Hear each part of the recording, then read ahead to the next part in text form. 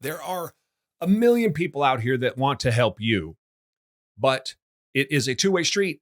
And so often, people looking for help, people who want help, while they may be sincere, I think many times they are insincere, but feel like they have to go through the motions of pretending like that's what they want. And many times, when they find somebody that can actually help them, they don't take their advice.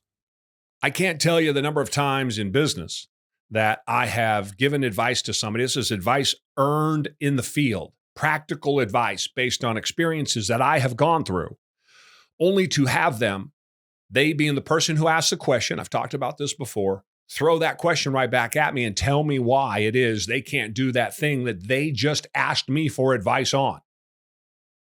The same is true in health. When you are looking for help, if you know that you are overweight, if you know that your diet is terrible, if you know that you're an alcoholic, if you know that you have all of these bad habits, you should be searching out the person who has the good habits and how they got the good habits for you then to listen to, ask questions, and hopefully learn something. Everyone who's ever had any success that I'm aware of, health or in business, in life, is happy to answer questions, particularly the older we get. We're happy to have these conversations and give advice where needed. Because it's a two-way street. I learn at the same time, say when I do it, because it reminds me of what it used to be like for me. And then that just helps steel my resolve that much more and make the process for me easier by opening up my eyes to what I used to be. Sometimes it's hard to remember that I struggled with my weight. That was 28 months ago.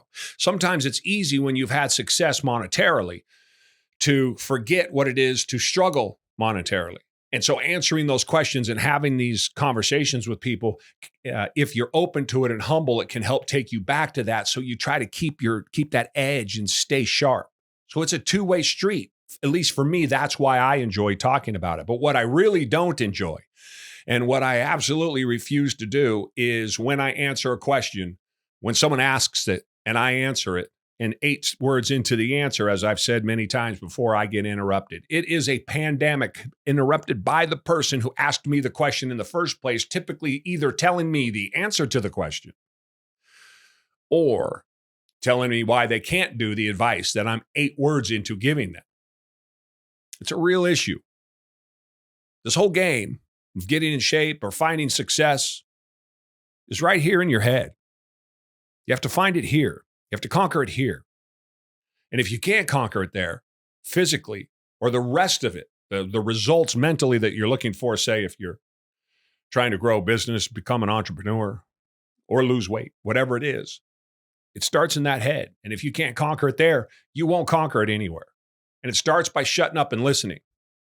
And if you can't shut up and listen, pay attention and learn from people who have come before you, well then, my friends, it's going to be a long road. And I just don't understand why you would make it harder on yourselves the way that so many of you do. Opportunities are everywhere. You got to go get them.